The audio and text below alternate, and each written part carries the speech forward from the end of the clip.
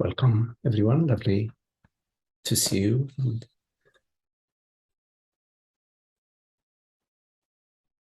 It's a hot day here today. This nice warmth.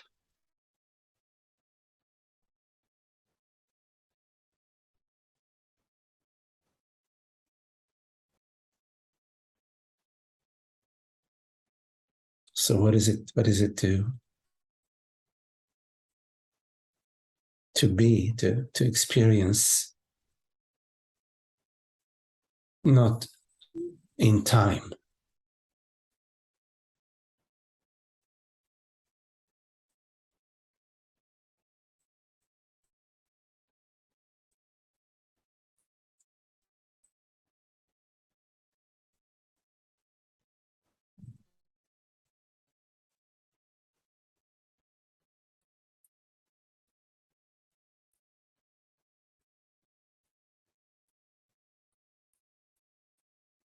Not with a past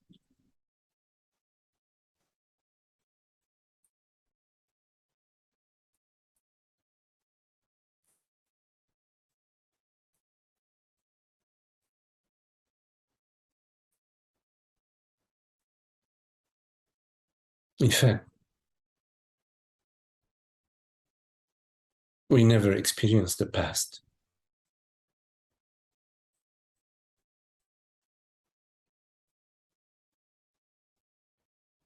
It's a current image, a certain narrative,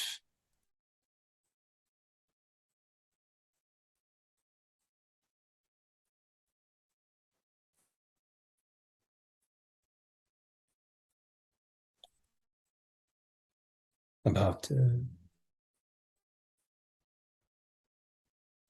me in time.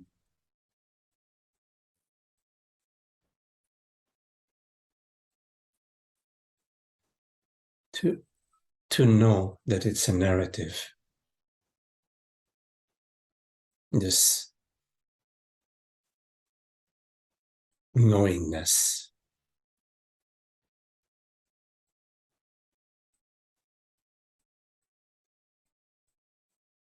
That you don't exist in time.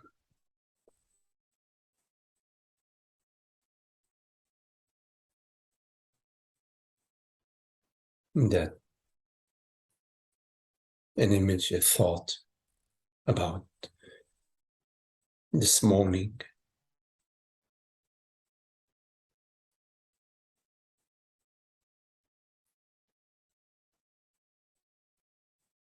appears in this instant.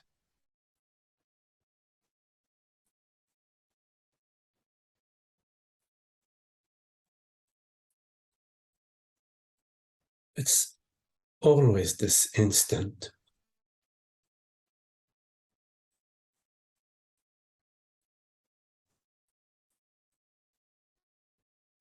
of being.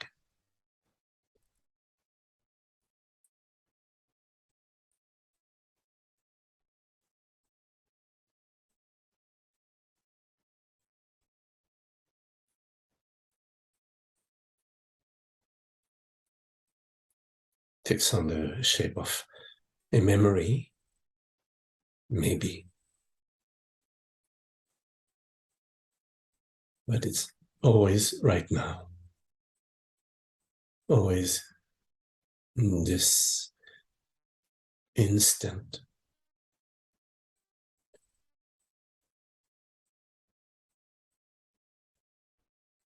Which has no duration.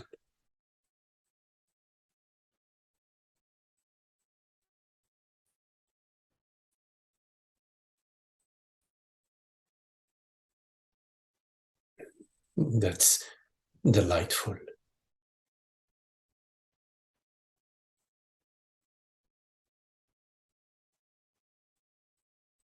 This not knowing, beingness.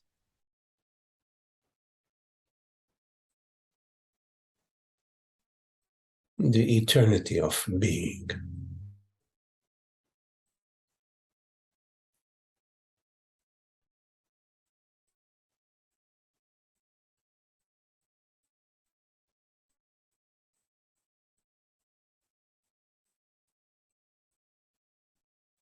Which is not holding on to any story.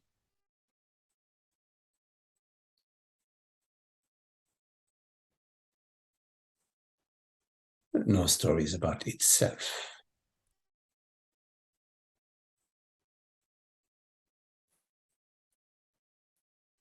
There may be a story about world events,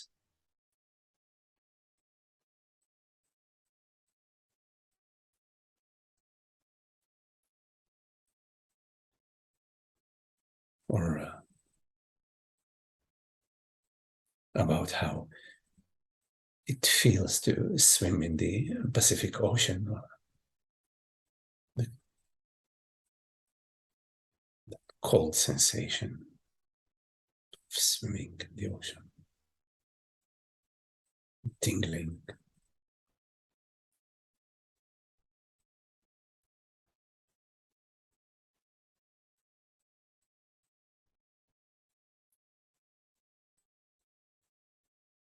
But there is no story about myself.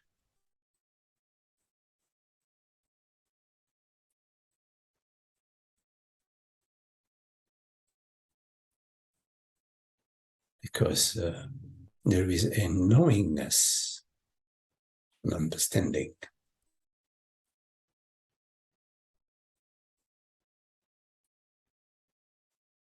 that myself is not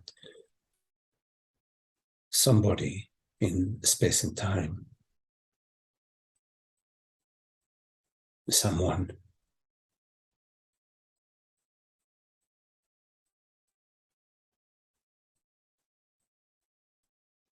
There may be a body swimming, and maybe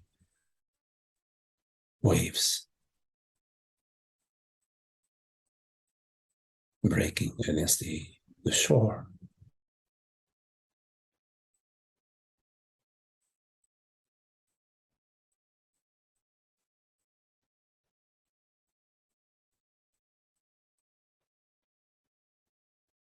But it's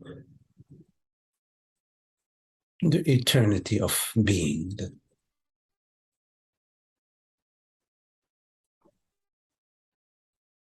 plain display, appearing as the ocean and waves,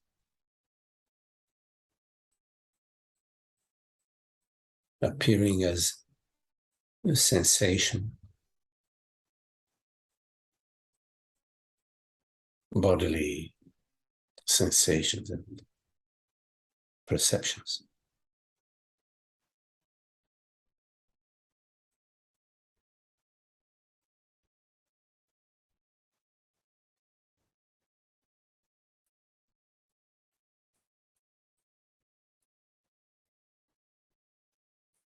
All of this happening, these happenings,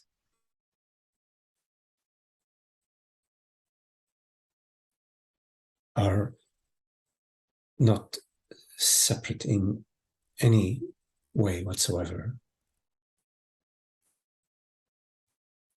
from the universe, from your very self.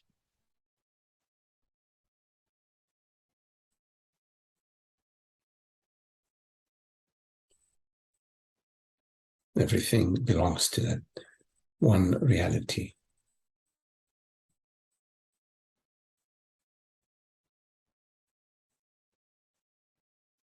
Which is formless, invisible.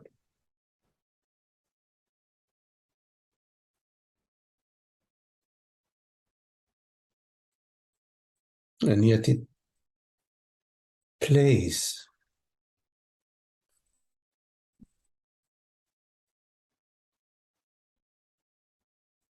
and displays itself to itself. displays itself as the sun shining onto the surface of the ocean, displays itself to itself as clouds forming in wide open sky, different shapes and colors. Sunrises and sunsets. The breath, the heartbeat.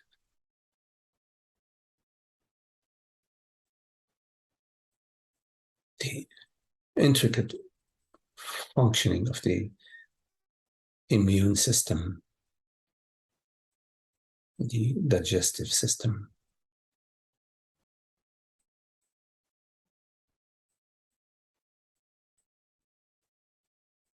The singing of the birds. The feeling of warmth throughout the body.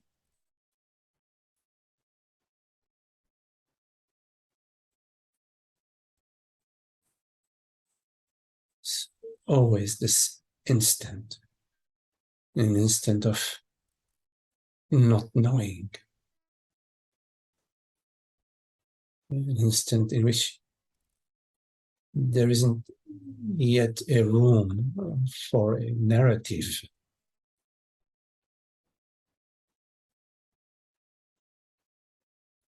And yet it displays itself from itself and to itself as all narratives.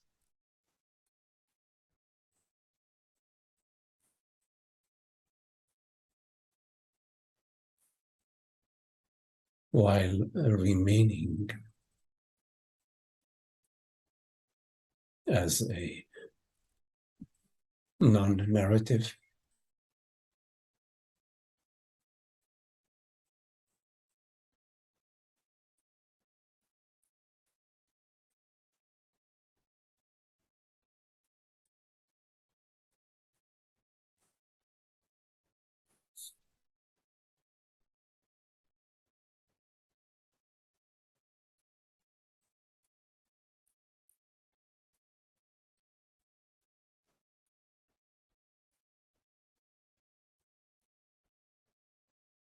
There is both the movement of on the surface of the ocean, waves of various shapes and sizes, all sorts of events.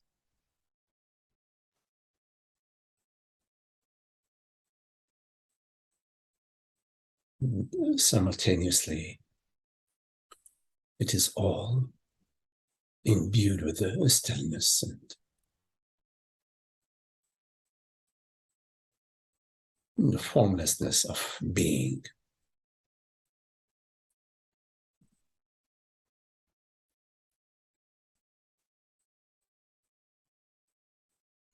So that you can play, but the play does not impinge or impact on your freedom, your innate freedom as universal being.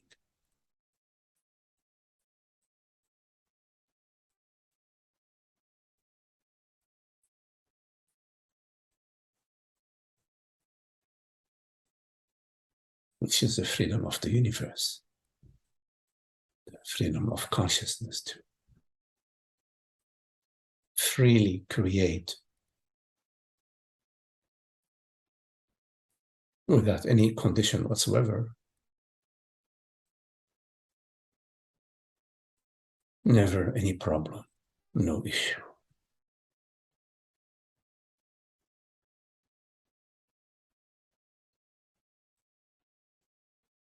Because what consciousness does not desire, it does not create and does not view.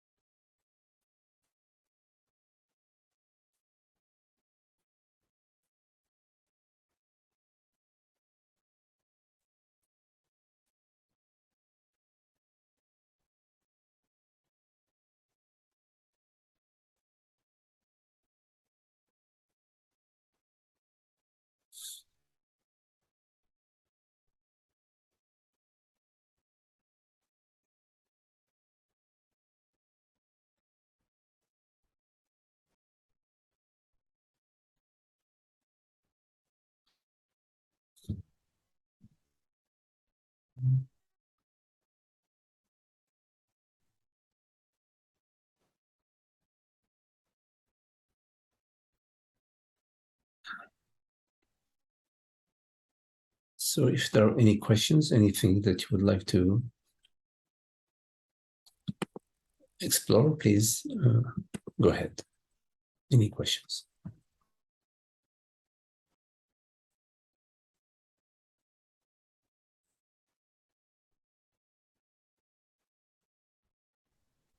Hi, Magdi. Hello, Thank you very much for this beautiful meditation.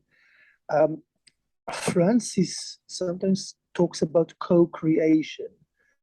I wonder if you could speak about that. It's not entirely clear to me. Mm-hmm. So I just wanted if you can say a few words about it. Yes.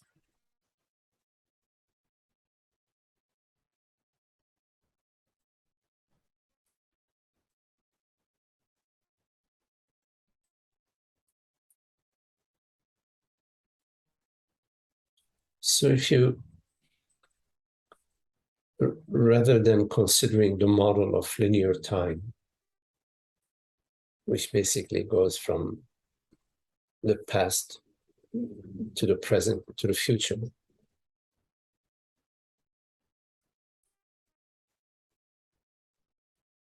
consider a model where there is a core, like an infinite sphere, and there is a core. The core within the sphere is the creative potential. And the creation radiates. It's like a pulse, a pulsation from the core into the entire realm, into the entire sphere. This with that infinite radius.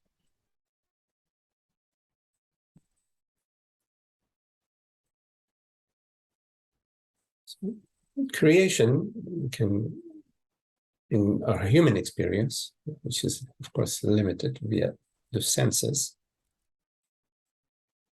is limited to the world, bodies and minds, the universes, worlds, beings, infinite forms, sentient beings, all the way from the human to the amoeba, and thoughts, creative thoughts, practical thoughts, contemplative thoughts. So rather than considering creation to be in time, yesterday, today, tomorrow is a sequence, and there is a sort of a time difference between yesterday, today, and tomorrow on the linear model. Consider the model that I just described to you. In the conventional linear model, there is time, is past experience, present, future experience. And there is space. There is here, over there, and further away from here. The thing is, both the linear time, past, present, and future, are not our actual experience.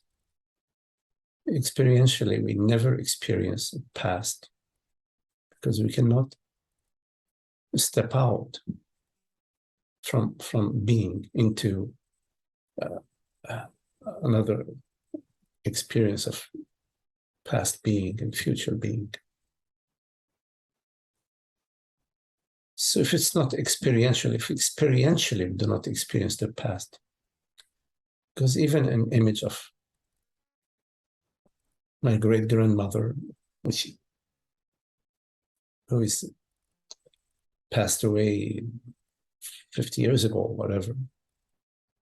That image occurs right now in this moment.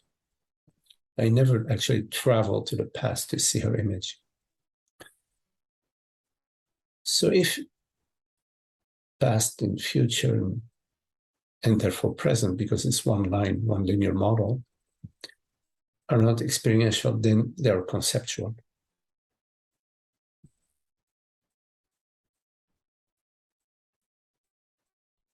So therefore, conceptually, something was created yesterday, something is being created now, and something will be created tomorrow, conceptually.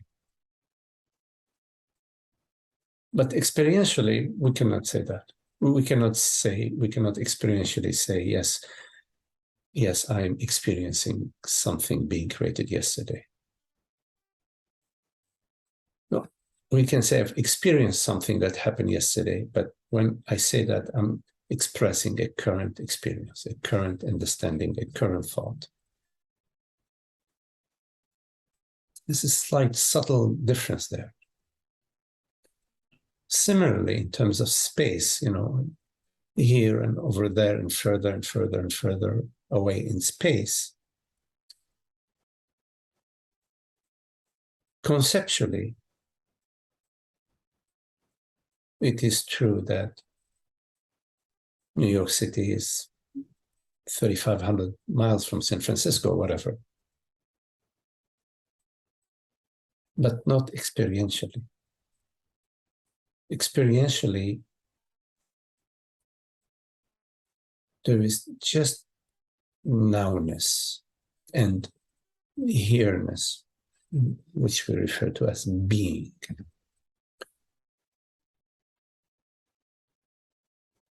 Here-ness is not a place in space, meaning here versus there.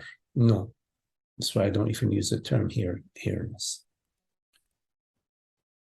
Because the mind thinks of, okay, here and there, over here and over there. So it goes immediately to the conceptual model of space.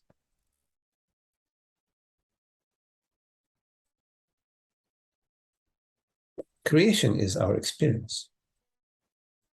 In other words, we experience creation every moment. In other words, those words that you're hearing right now, you've never heard them before. This breath that you're breathing right now, you've never breathed it before, breathed it before, breathed it before.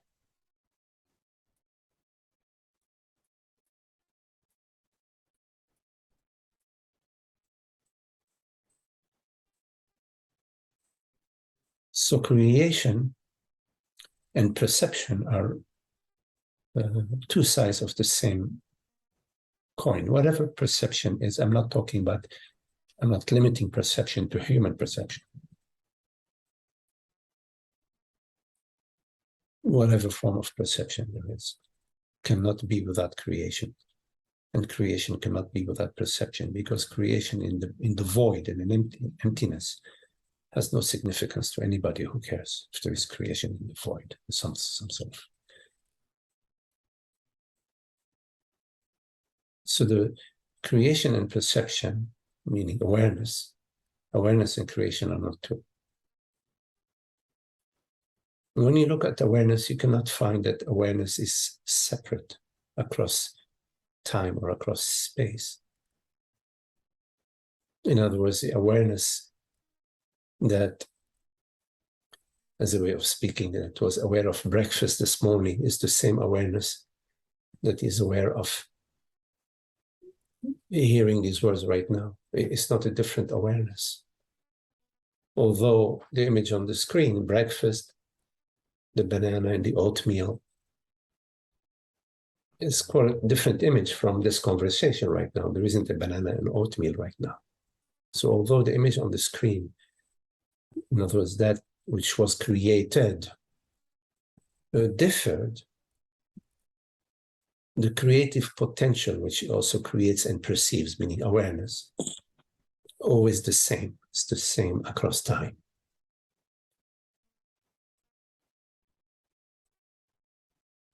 What applies to time applies to space too. There is the belief that the awareness of this perception right now and the awareness of the perception in London is a different awareness. No, the perception is different.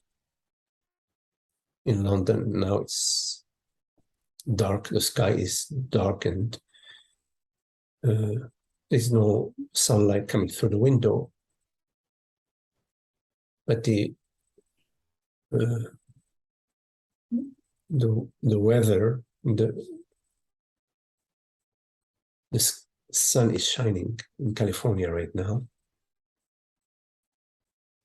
So although that which is perceived is different across space, the awareness which perceives is not different.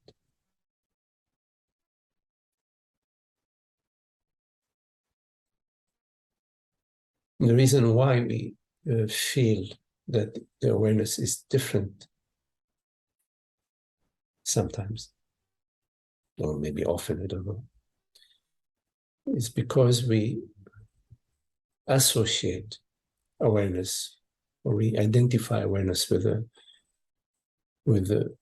situation, or with the condition, with the body, or with the mind, or with the image. We say, oh no, this awareness is Magdi's awareness, or this awareness is Nathan's awareness, etc. We make distinctions like that because awareness identifies itself with a form, with an object.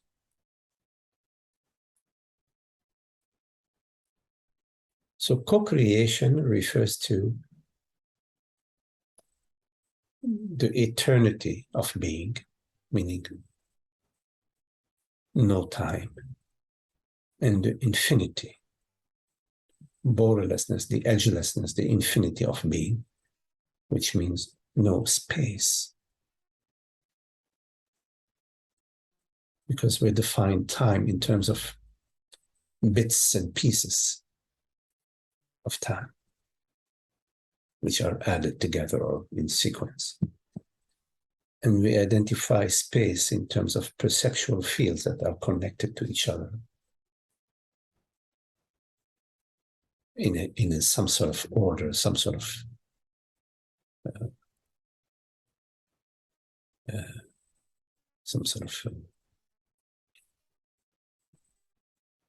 regulation, or certain to form a spatial field, like bubbles of soap, bubbles that are connected to each other to form a certain space. And that's in the conceptual realm, that's has its function, its use, its usefulness. But it's not our direct experience. So in terms of co-creation, the entire universe is constantly in movement according to certain principles, which have already been in this moment permitted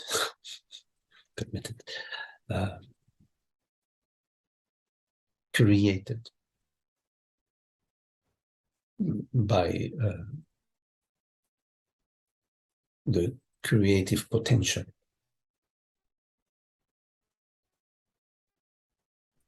of reality. So reality is creative. It's not just this, just that. It's not like that. It's dynamic. It's creative. It's playful. And it loves to play. It loves to explore. It loves to contemplate. It loves to create. It loves to imagine. And so much more. This is just via the human body mind, so much more.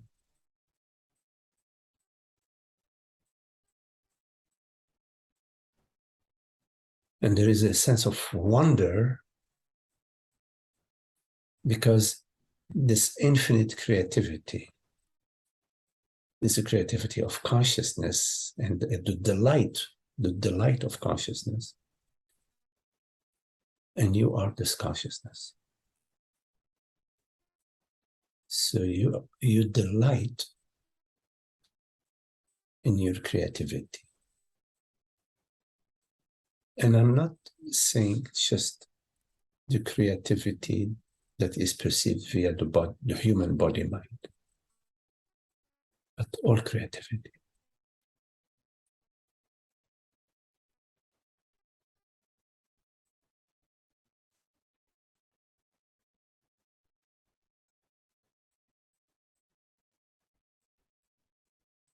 So the co-rising and the co-dissolving occur in the same instant.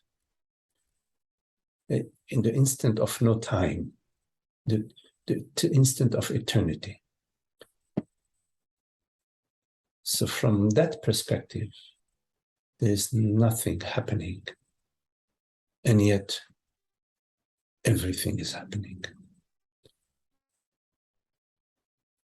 You cannot comprehend it with the linear mind, with the conditioned mind, but you can comprehend it via your understanding.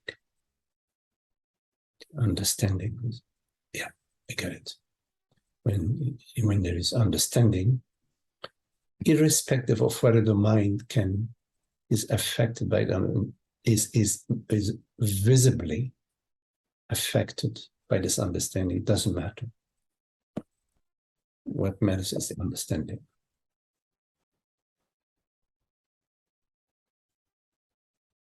Because consciousness is understanding, and there is no other love but consciousness. Consciousness is love.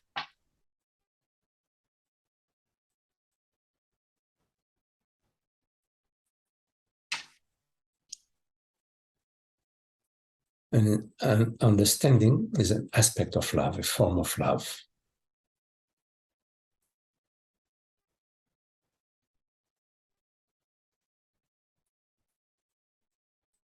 At the higher level.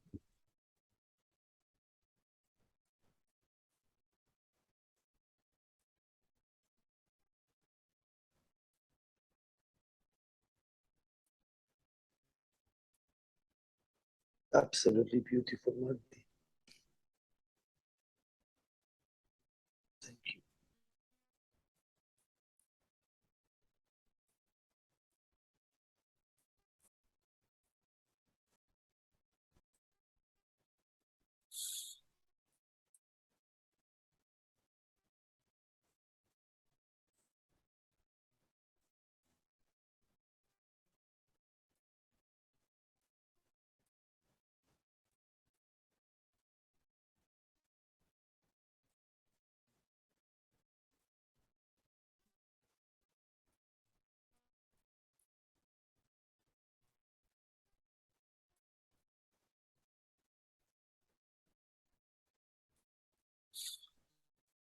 Okay.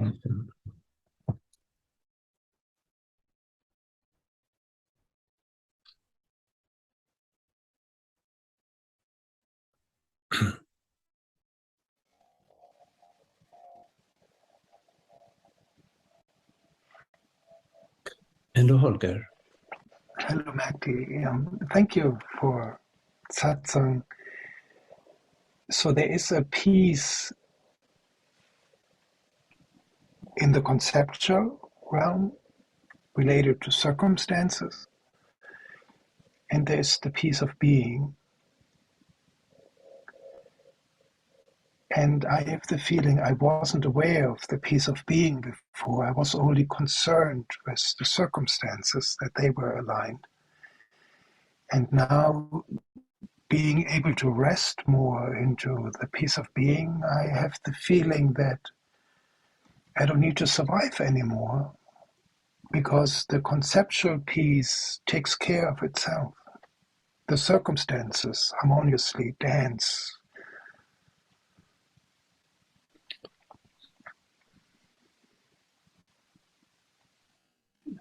So in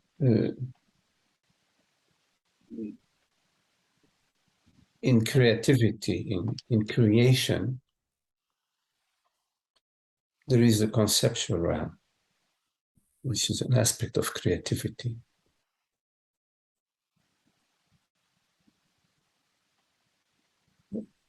But there is also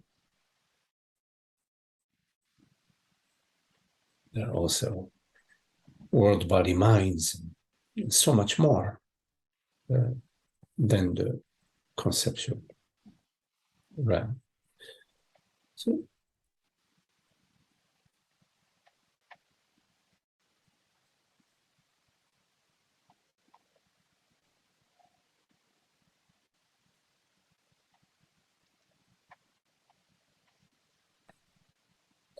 the conceptual realm is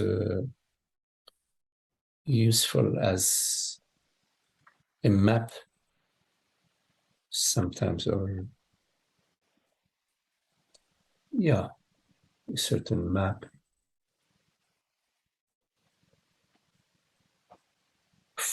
that has functional purposes, and it's also used in the creative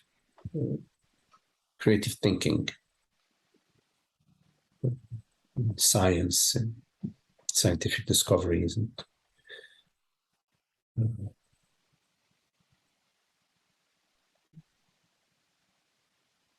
in the arts. There is the conceptual, the functional, and the divine aspects that come together.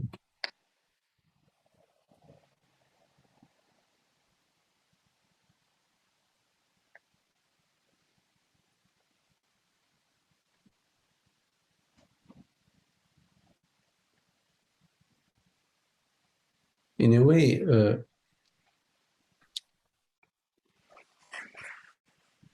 the human experience,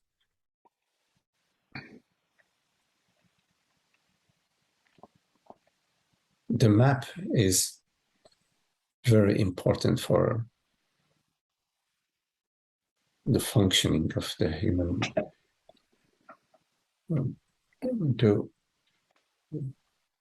to relate and interact in a certain way, a certain efficient way, with each other, with the world.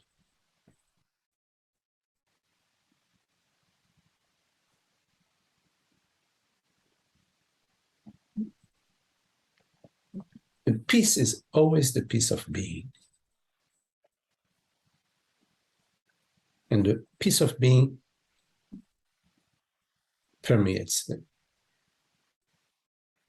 entire realm, or possible realms, including the conceptual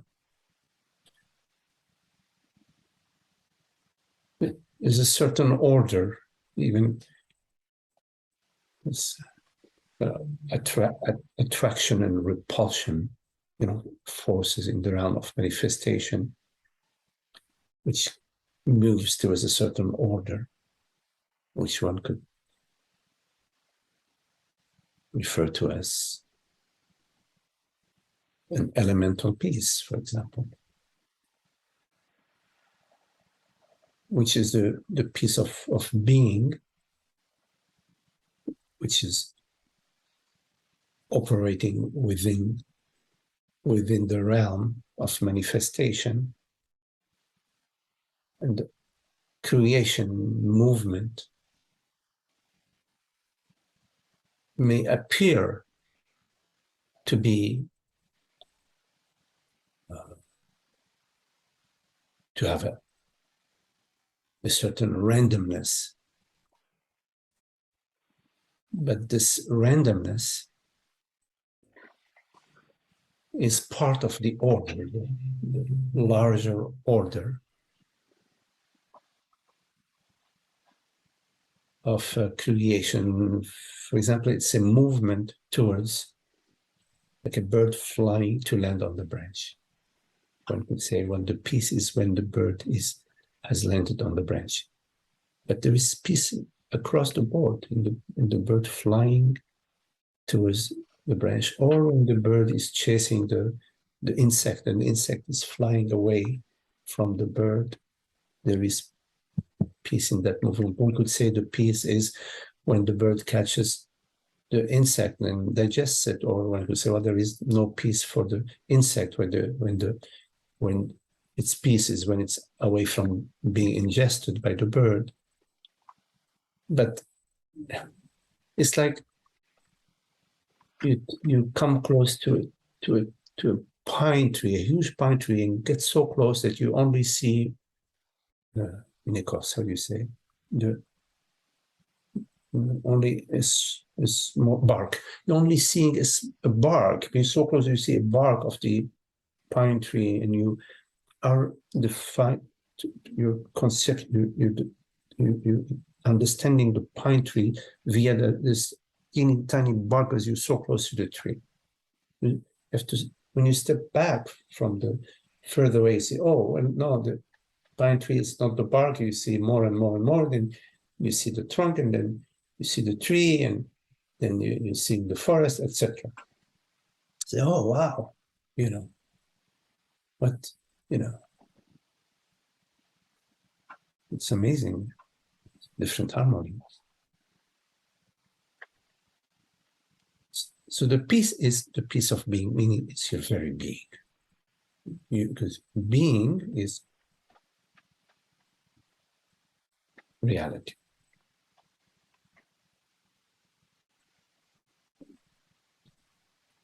Not identified as a person, as this or that, not identified as something is happening, blah, blah, blah, blah, blah, for me in time.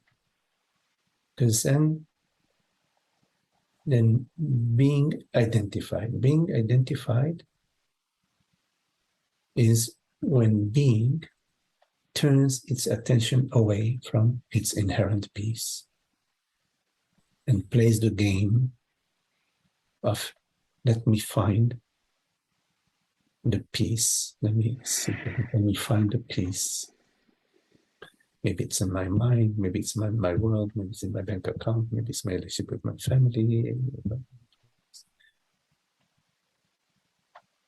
And at some point you realize, oh, no, it's not in my bank account, it's not in my mind, it's not in my family, it's not in my home. It's that which I am.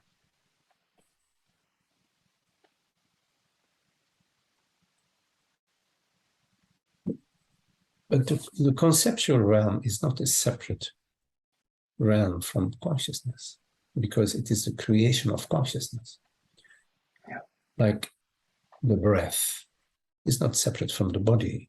It's actually not the lungs that are breathing. The entire body is breathing, every cell, and not just that. I mean, beyond that, we're breathing. The planet is breathing. The entire galaxy is breathing.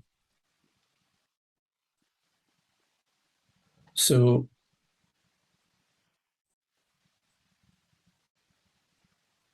the main thing is to understand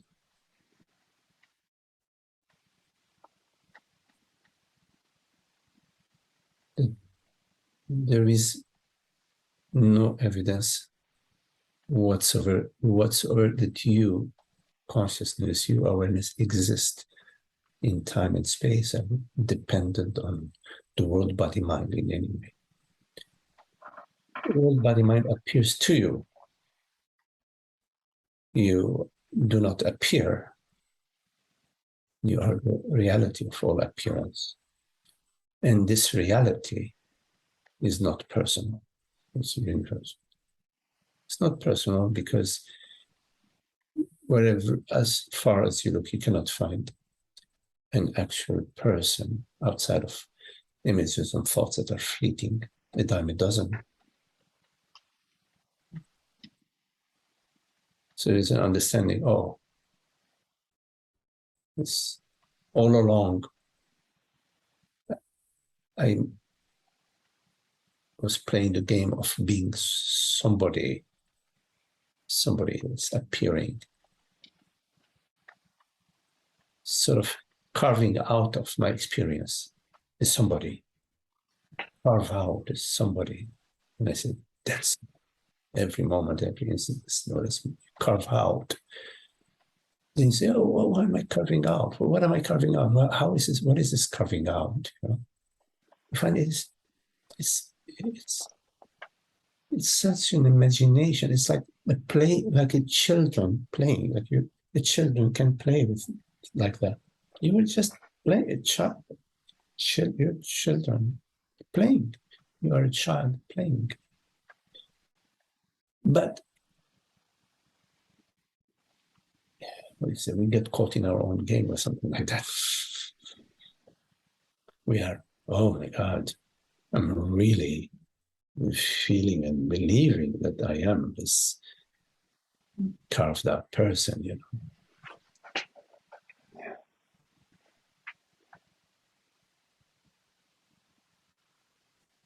Maybe I'm using the word conceptual in a wrong context, but I have the feeling that all objects are concepts. Yes. All objects are concepts which refer to a certain perception. Like when you say a chair, it's a concept, but it refers to a piece of wood with or metal or whatever with 4 legs and drawer. So concepts refer to some perception or sensation.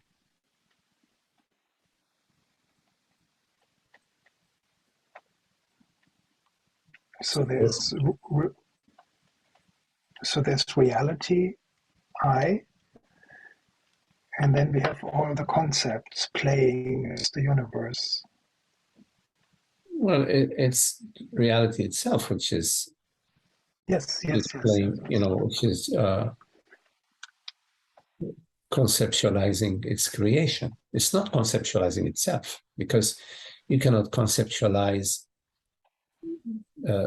awareness, because the concept awareness, I think I was sharing that with you earlier, the concept awareness arises in awareness.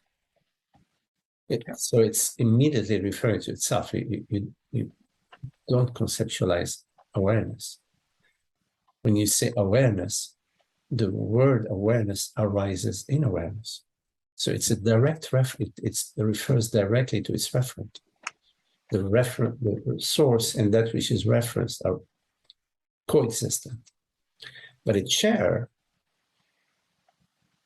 yes, we conceptualize a perception via an image, and then it turns saying chair. So when we say chair, there is an image of a chair. It could be metal chair, wooden chair, aluminum chair, a chair made out of whatever.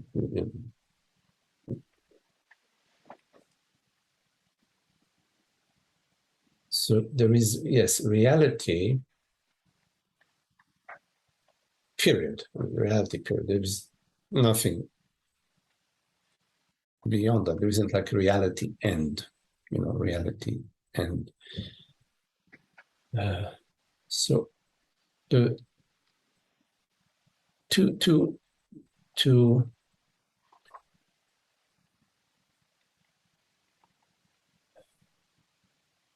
to mistake the map for the territory,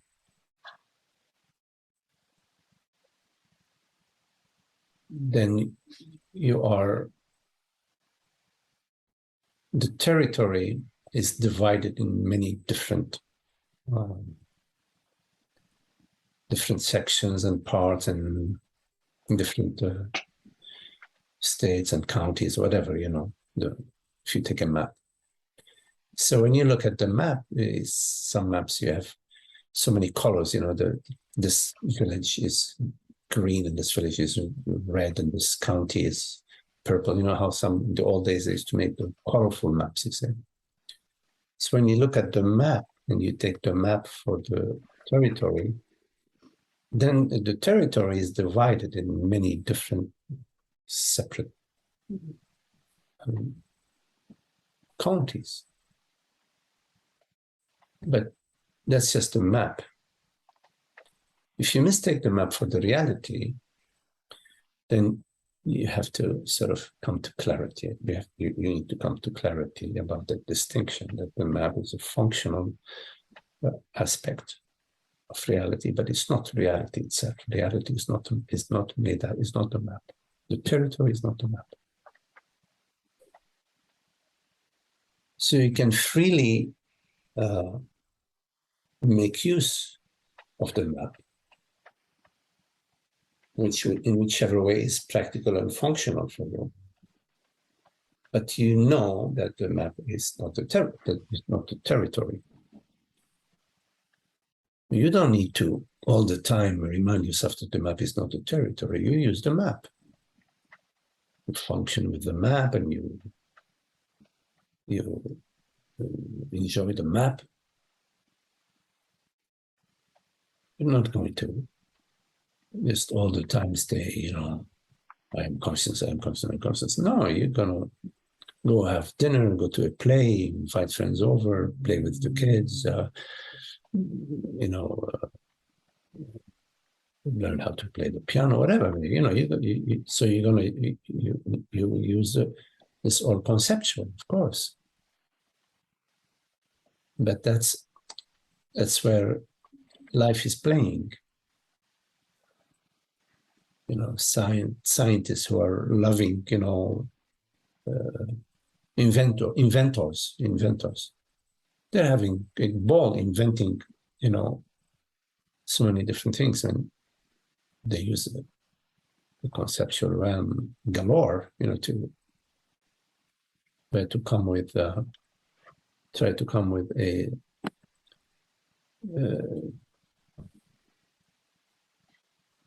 an invention, a new invention.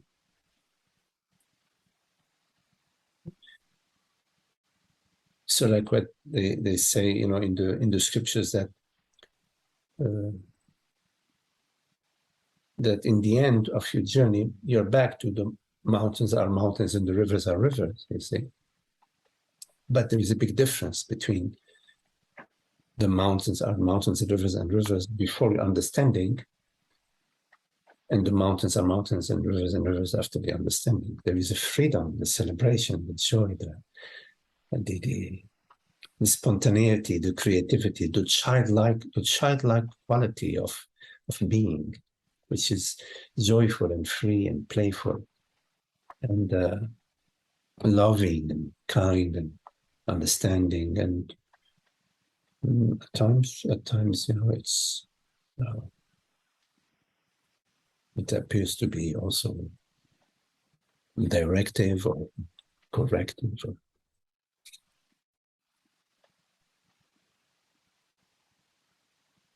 But there is a sweetness underlying all of it.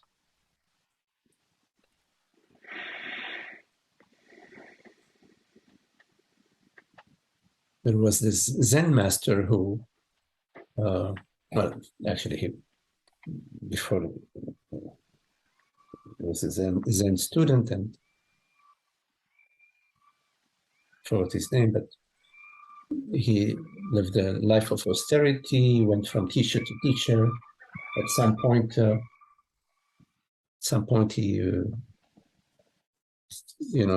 came to an understanding of his true nature, and he disappeared. Nobody knew where he was, and so some students were looking for him. They were looking for him. They couldn't find him in all the villages. Eventually, they found him in a small village in China somewhere, and he was selling watermelon. He was a watermelon. Selling watermelon. He loved being in the market and interfacing with people and selling them watermelon. I'm sure he was telling them a lot of fun stories, especially for the children.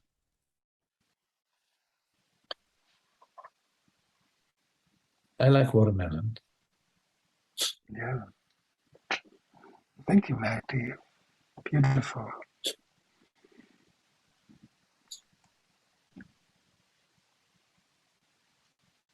So life takes care of itself. Absolutely. Absolutely. Yeah. It's doing it right now. Yeah. It's always.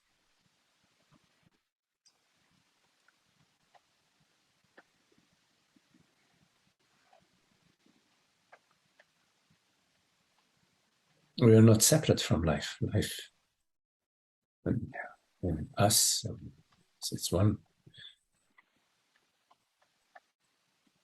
Life is not just what's appearing. It's not just what seems to be happening.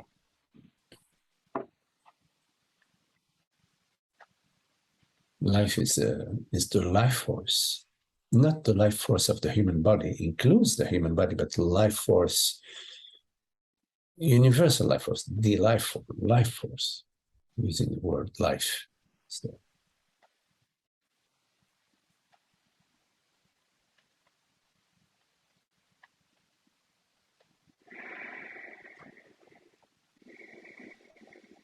and life doesn't discriminate. It's not saying, oh, I like you more than him, or I like this more than that.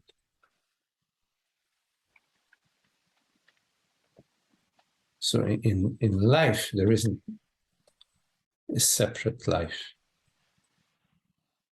It's not a life is not a collection of lives. It's your reality. It's the reality of everything. You could say life is, instead of saying consciousness is, you can replace the word consciousness by life. Say reality is life. Instead of saying being, you can say life if you want to. But we don't use the word life because it's so misused, life and death and being alive. The body is alive. This one is not. It's. But in how you speak, how you spoke it, yes. Life takes care of itself. Takes care of everything. What is it that is not life?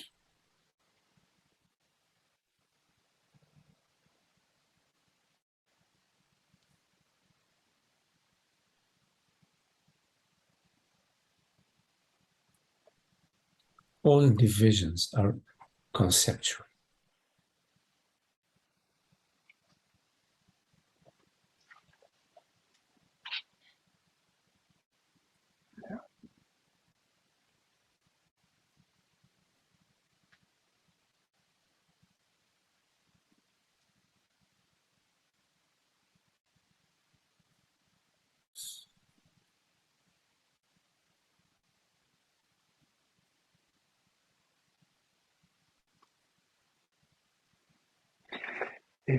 If I were a little more emotional, I would cry now.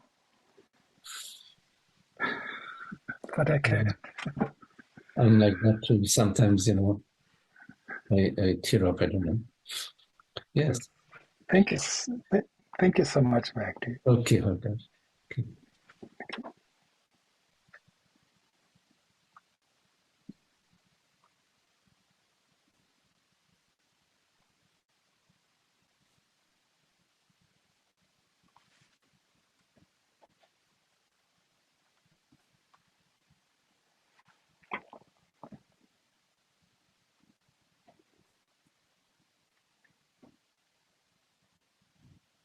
Any questions?